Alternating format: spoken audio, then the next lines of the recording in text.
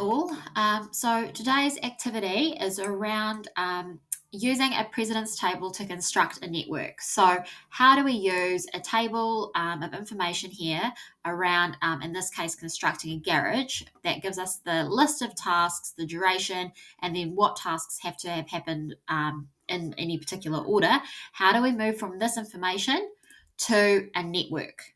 Okay, and the way we do that is we use an algorithm. Okay, and this algorithm requires you to put all of the different tasks A, B, C, D, E, F on one side, and then the shadow tasks on the other side, A, B, C, D, E, F. So you guys have been given a piece of paper or an activity sheet that follows along with the slides. So we will be using the slides to construct a network around constructing a garage. Okay, and you can see here that I've started to set up this algorithm. So I've got tasks A, B, C, D, E, F, and so on, and then there's shadow tasks on the other side. So that's the very first step that you need to do in order to turn your table into a network. All right. Once that's happened, you then need to go through your precedence table and connect all of the precedence activities back through to the tasks that occur after them. Okay, so what that looks like is here you can see activity E has to have occurred before D. So you would go down onto the shadow side to activity E and connect it back to D. Okay, so you're going to take E and connect it back to D. You'll do the same with A and B. So A and B are then connected to E. A and B are connected to E. D and G are connected to F. So D is connected to F, G is connected to F, and so on until they're all connected from the shadow activity to the actual activity.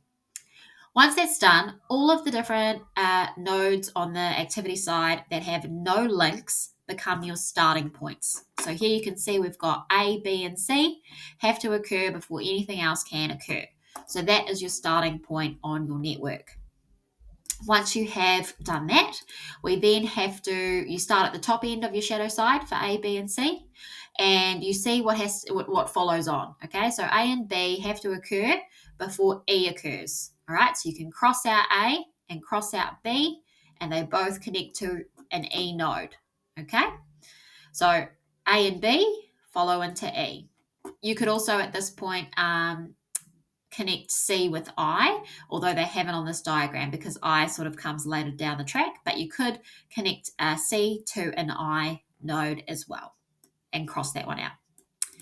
You keep crossing them out. So then once you've got E, you then have to go, because that's now your next activity, so you need to see what follows on from E to keep going on your network. So you would go down the shadow side to E, and you can see that E is connected to D and G.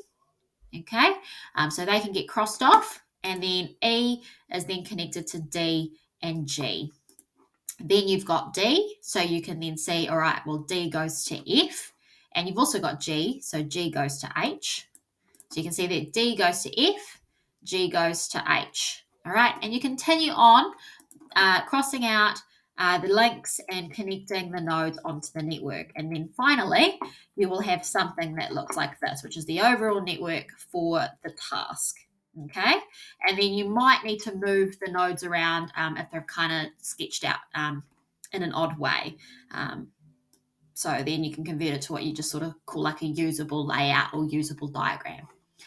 So you guys can follow along on your second task. So you can connect up all of the links and then cross them out and sketch down the network below and just follow along with the slides. And then once you've completed that, I have some practice questions for you guys to have a go at yourself. And we will go through this hopefully on Wednesday, although I don't think I have you on Wednesday. Oh, no, I do have you on Wednesday. We'll go through this on Wednesday as soon as I can be back on site.